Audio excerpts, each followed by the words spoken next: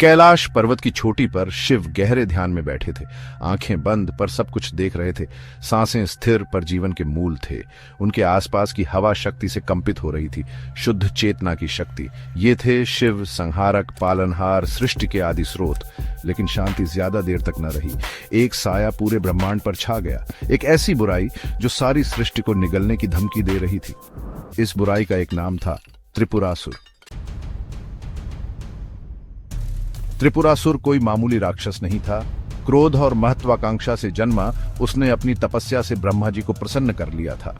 वरदान, 3 अभेद्य नगर हवा में उड़ते हुए, तीनों मिलकर त्रिपुरा कहलाते थे। इन्हीं किलों से त्रिपुरासुर ने ब्रह्मांड में तबाही मचाई।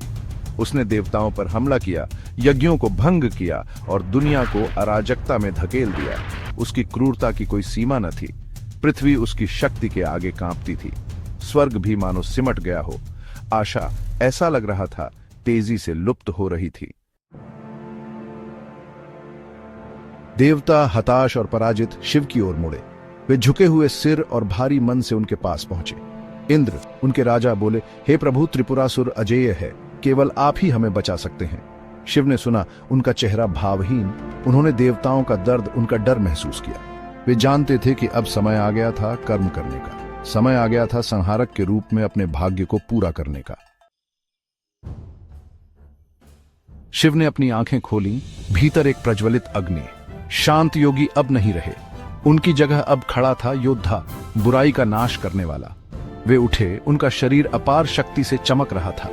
धरती हिल गई और आकाश गरजा। त्रिपुरासुर के खिलाफ युद्ध शुरू होने वाला था। ब्रह्मांड का भाग्य अधर में लटका